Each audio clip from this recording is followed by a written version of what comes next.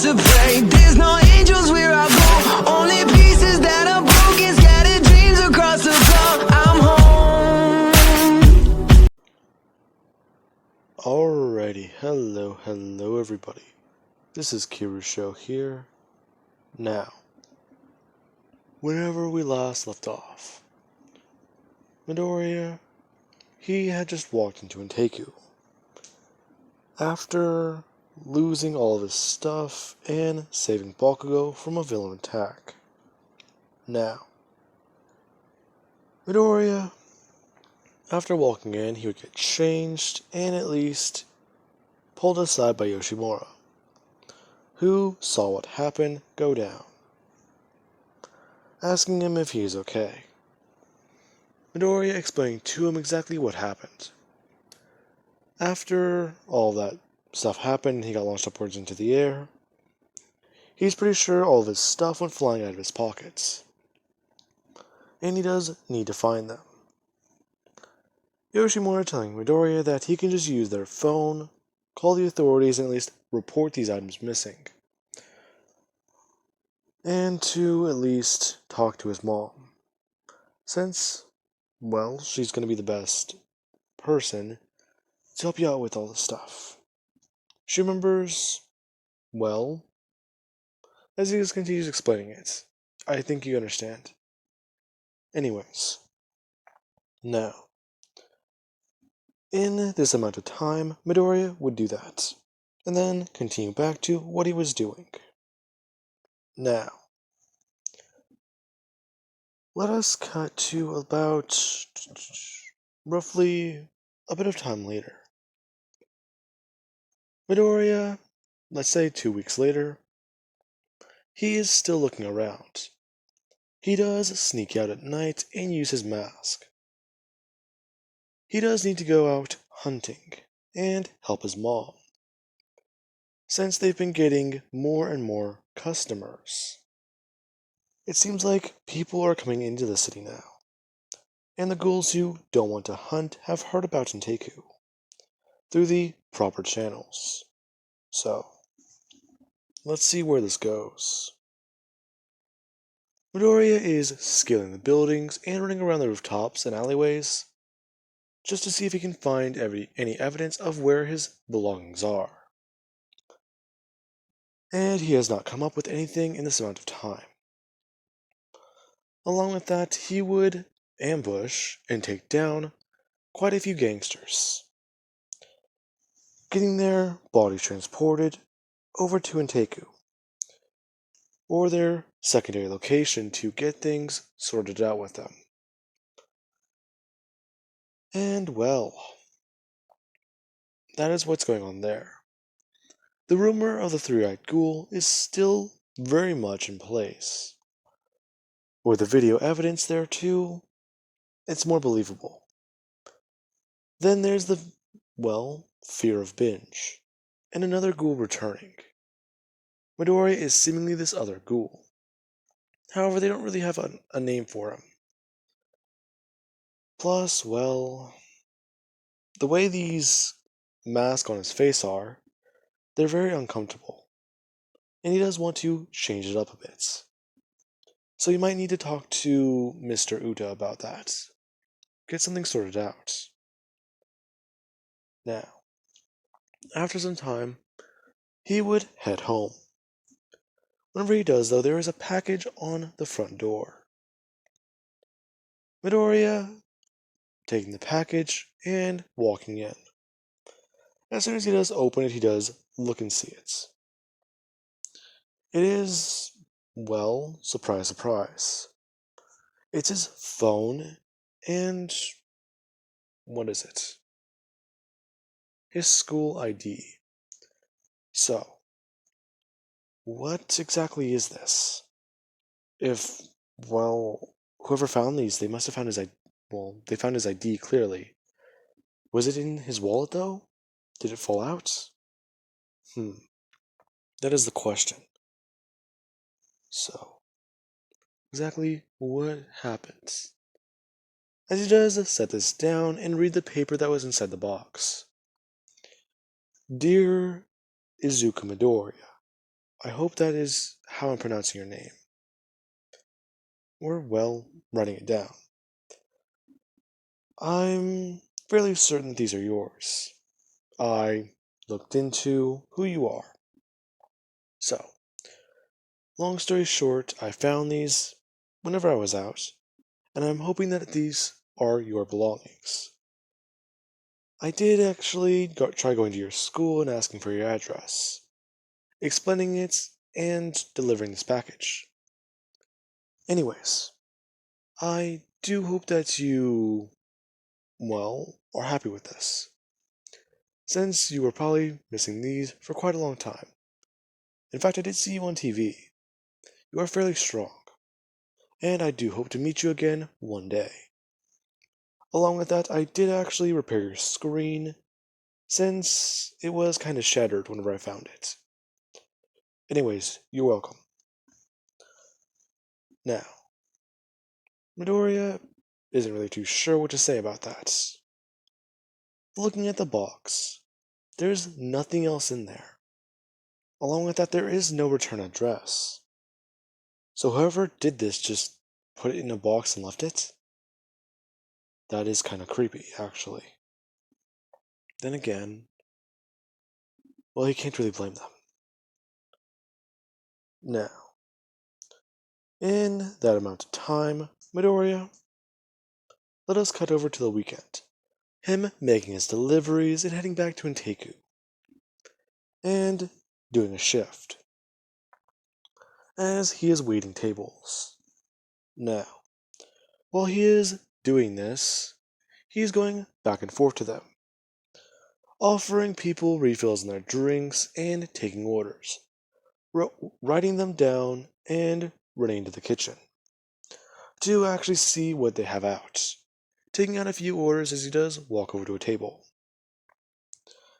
A tray in one hand and coffee in the other, as he does actually start pouring glasses for people, refilling their drinks, and passing out some cups, along with their food.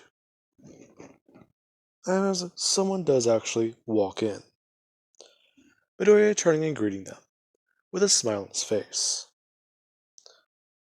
Now, this would be whenever, let's say, a finely dressed young man and a few other people are with him. And that he does actually take a seat, looking to see this very finely dressed man walk over to him and ask him what he would like. The young man just says that he would like a cup of coffee and to at least add 2 sugars to it. Along with that, he would like a fine sandwich, explaining what he wants on it, along with the people with him getting something as well. Now, after that has happened, Midoriya would pour their coffees, and later come out with their food.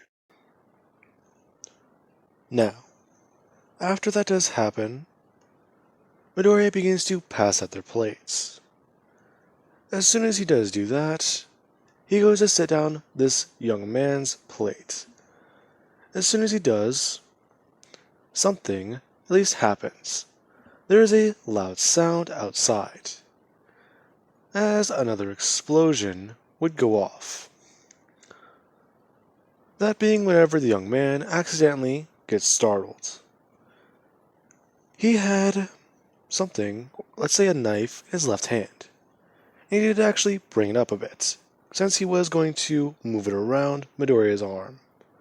However, whenever he did bring it up, the explosion occurred, meaning that he accidentally cut Midoriya's hand.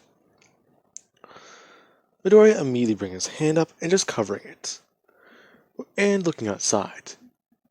The young man is telling Midoriya as he would set down the knife that he is so sorry, getting up and pulling out a handkerchief, saying that he did not mean to do that, and, well, I'm very sorry, sir.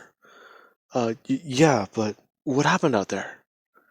I'm not too sure. But whatever it was, I believe that it might be over? I don't know, did a villain run by? as he would just tell his men to get up and go out there. Now, these men would get up and run outside, looking to see what is happening, eventually coming back in. As Midoriya, he does get his hand bandaged and introduced to this person. Their name is Ayama, and they are, well, they feel really bad about what happened. Since, well, it kind of was their fault. Midoriya is just telling the man that it's okay and that it was an accident. Besides, he will heal. His quirk is, well, actually very surprising. Usually I have to focus on it, but I'm actually very durable.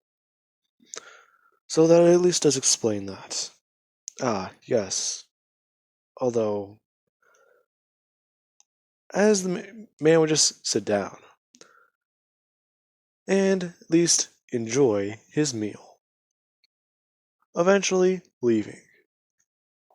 Now, with that being said, let us cut over to Ayama. After they have gotten outside and into a car, and a good distance away, he would actually inspect the handkerchief. What he used to collect Midoriya's blood. Thinking for a second, he did find that young person's phone. He is about my age, too. He does look fairly strong, fairly capable. Bringing up the handkerchief and getting a whiff of it. Seeing if Midoriya's blood would be the proper food. If not, at least gourmet, for them to enjoy. As soon as he takes a deep breath of it and smells it, he's completely in shock. His men thinking for a second that something happened to him, as he is enjoying what he is smelling. This is astounding. It's a flavor he has not ever felt, let alone tasted. Explaining to his men that after everything is done, they are getting him and they are taking him back to, well, everyone.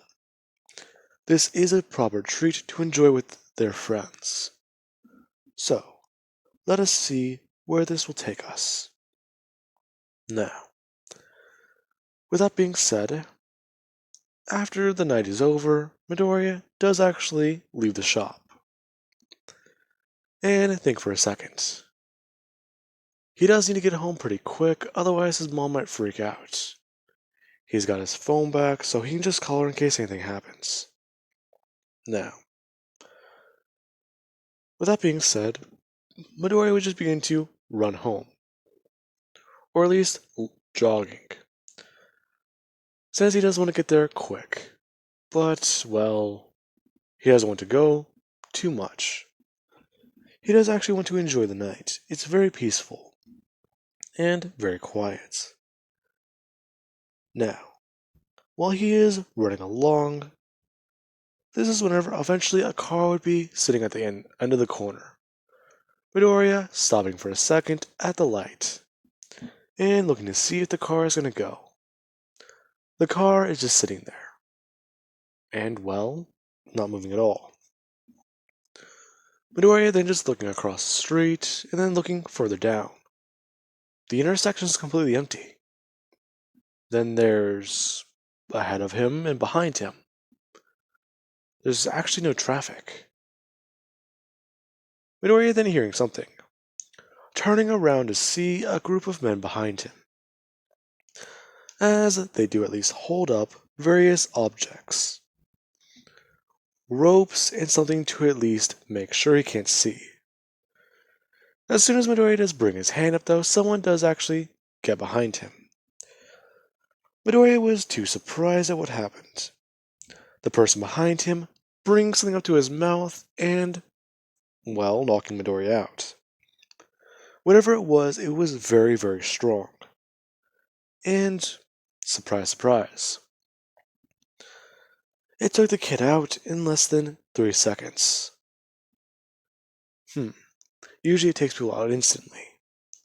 I guess your quirk isn't too bad either. Then again, I still think chloroform would have done the job. Tch, sure. I don't like doing this job, but hey, it pays well. Besides, I'm at least not marked down as food because I can do this for them. Tch, whatever. Let's at least get this to them. They wanted this kid and they put a pretty good price on his head. Midoriya being taken away, somewhere underground, as he eventually does wake up. As soon as he does, though, he is in chains. And he's actually tied to a wall, a bag on his head. Midoriya trying to stand onto his feet and trying to move, falling forwards and landing onto his stomach. Surprised for a second and trying to break through these chains more and more, before he does actually start feeling them give way. As soon as he does that, though, someone would walk in, saying that he's finally awake. Well then, you should know that you are going to be our main course. Something paired very well. In fact, it is quite rare to find one of you. A human with an actual proper taste. Well, I wonder though, is that because of your quirk? Very fascinating. You don't usually find those very often.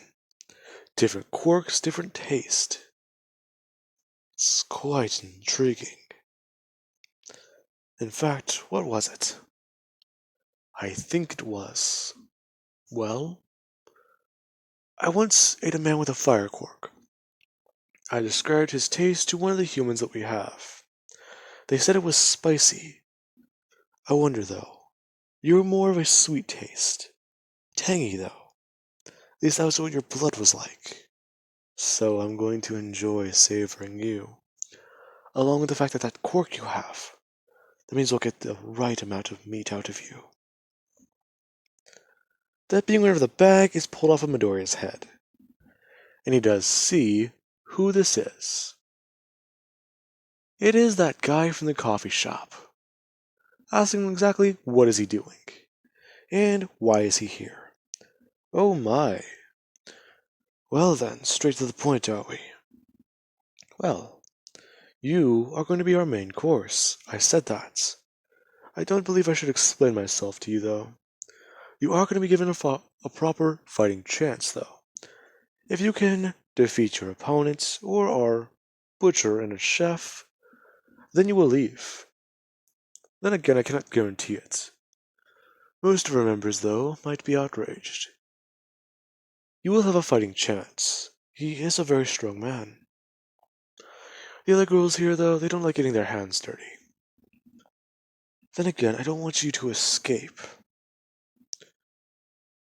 That being where Midoriya sees the man's eyes turn, realizing that he is a ghoul. A full ghoul. Fuck. Listen, I think you have a misunderstanding. Oh, misunderstanding or not.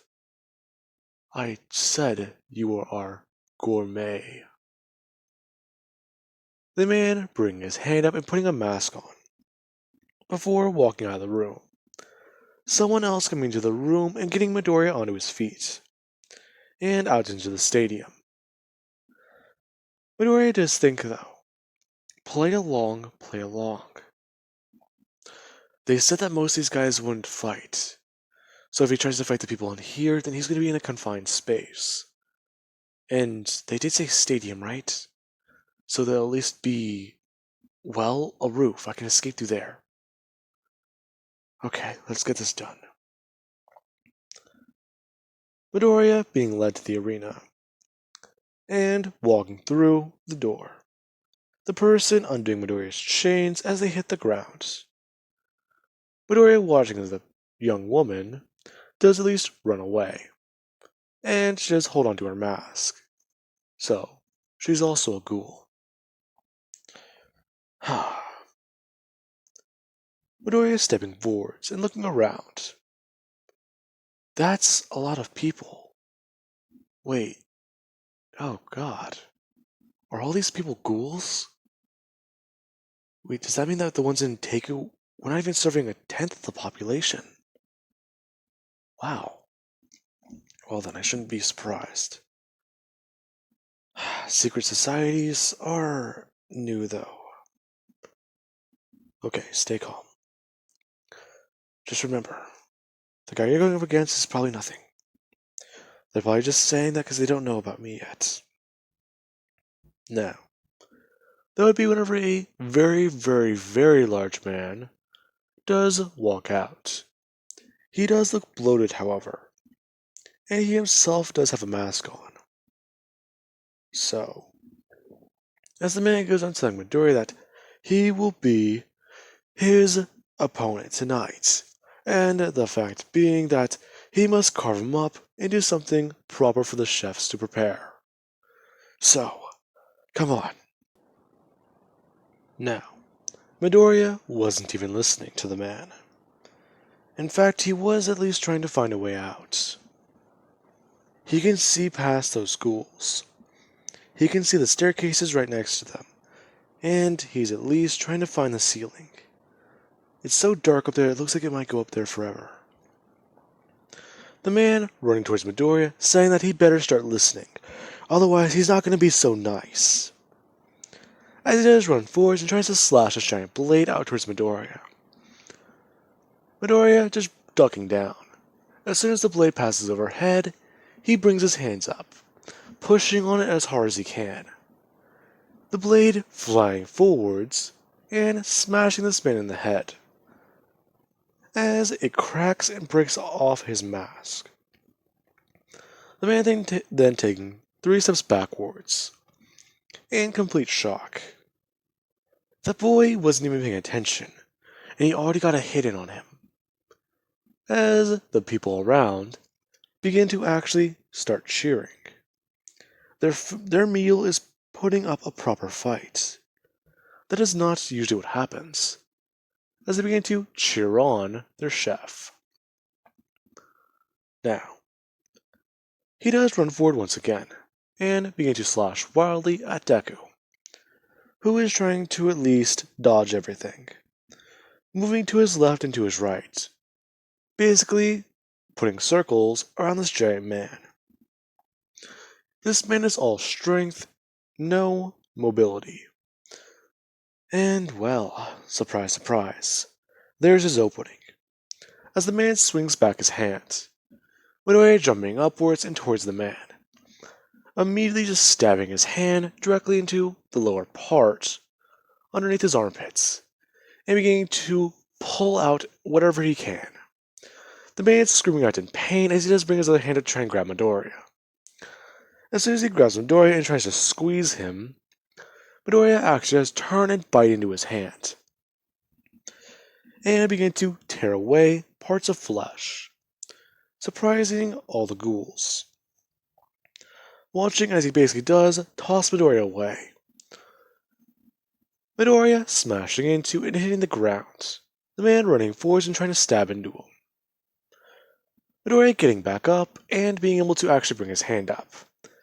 He tries to bop the blade upwards above his head. However, whenever he does do that, the blade actually does cut deep into his arm, moving into the wall above him and sliding and jaggering inwards. The blade is serrated, and that hurt quite a lot. Midoriya is screaming out in pain. The man bringing his hand up and trying to punch downwards into Midoriya. His good one. As soon as he does throw his hand outwards, he does smash Midoriya directly into his body, and then bring his leg upwards and smashing onto Midoriya's legs, trying to take him down and tenderize the meat. After that does happen, he does actually pick him up and hold him by his body, telling the young man that this has been fun and that he is the first person ever damaged him like this. But hey, I believe that this show is over. Midoriya is just looking up at the man, as he does actually throw his arm outwards, covering the guy's eyes with blood, who then promptly drops Midoriya. As soon as Midoriya does hit the ground, he stands back up, to everyone's surprise, looking up as his eye does turn. him running forwards and uppercutting the man as hard as he can, before releasing his Kagune, running directly past the man and turning around, throwing out every one of his tendrils, impaling the man and ripping him into pieces. He cut the man directly into his heart, tearing sideways and then into his lower back, doing the same. As soon as Midoriya did do that, he got sprayed and covered. And everyone was surprised to realize that they accidentally put a ghoul into the ring. A lot of people trying to talk, and a lot of confusion being thrown around, as someone in a mask does actually jump into the ring and walk to the center, bringing Midoriya's hands up and saying that their test is over, and our young challenger here will now be our new provider of meat. So hopefully he can live up to it. And well, he may serve me well at my manor.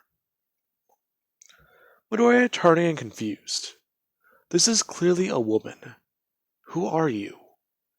Well, who I am right now is not very concerning. I will tell you later after we get you back to where you need to be. In fact, I do believe that I can meet you at the place where our other compatriot found you. It was a small coffee shop named Deku at the mall, wasn't it? How do you... trust me, we all know. However, what we didn't know was that a coffee shop had a ghoul. Then again, Ayama was new, so I'm guessing he didn't know about that.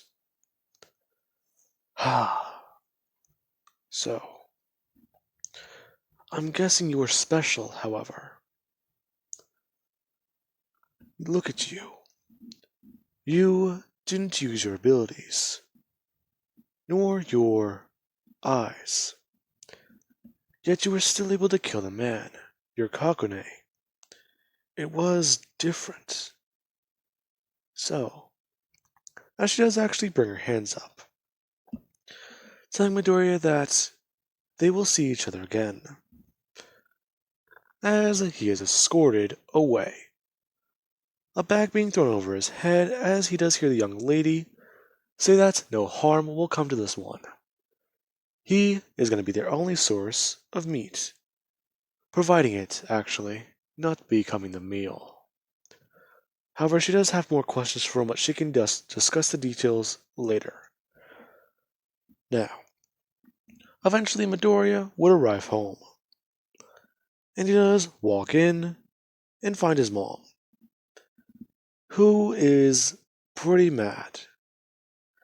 She thinks Midoriya was out being a bit more reckless, trying to satiate a hunger, possibly.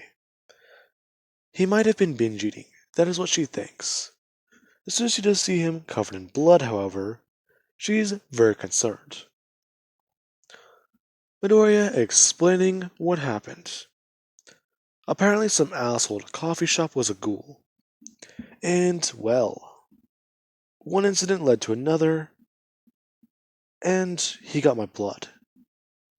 Then I find myself in an under-ghoul fucking Illuminati place. I don't know, Mom. Then there's that. After that, apparently I'm going to be providing meat for them now. Someone talked me out of becoming the meal myself. So, along with that, they know about us. They know about Inteku. And I also got the name of that one guy, Ayama. I'm gonna make that bastard pay. Now, with that being said, Inko would help Midoriya get out of those clothes, taking the blood-soaked clothes and burning them. While Midoriya does go and take a shower, along with actually eat, so as to heal faster. Now, with that being said, eventually, a few days later, Midoriya is at the coffee shop, doing his job as if nothing happened, as he does actually set down a cup of coffee for a young lady. As soon as he does set it on the table, though, she does bring her hand up and actually put it onto his wrist, saying that she would like to talk with him for a second. Would that be alright? I'm sorry, ma'am, but I do have to get back to work.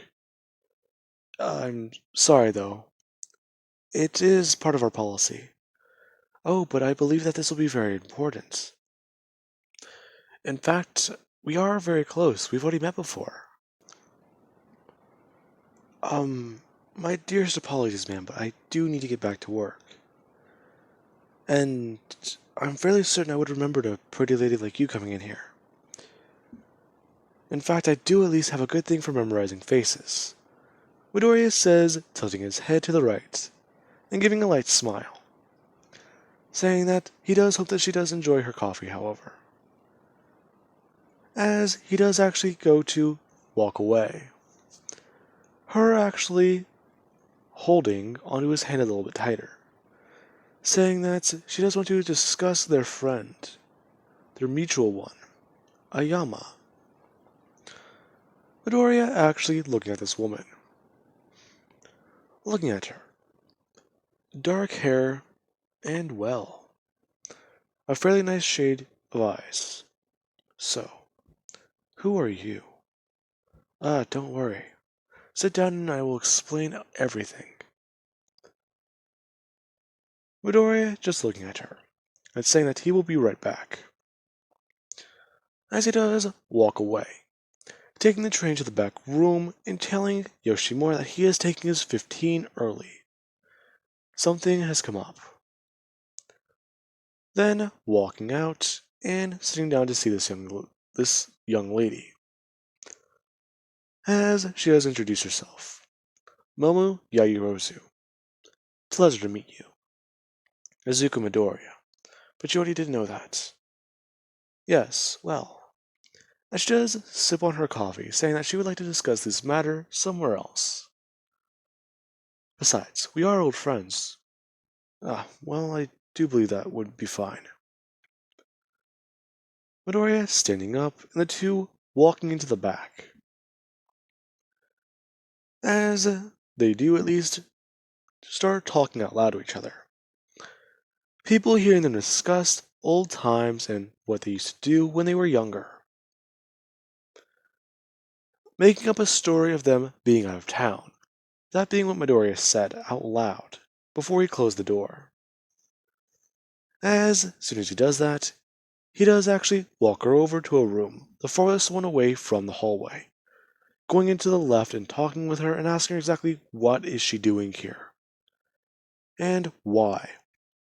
Well, I'm guessing a thank you is out of the question then. I did stop you from being butchered. So, I do have a question.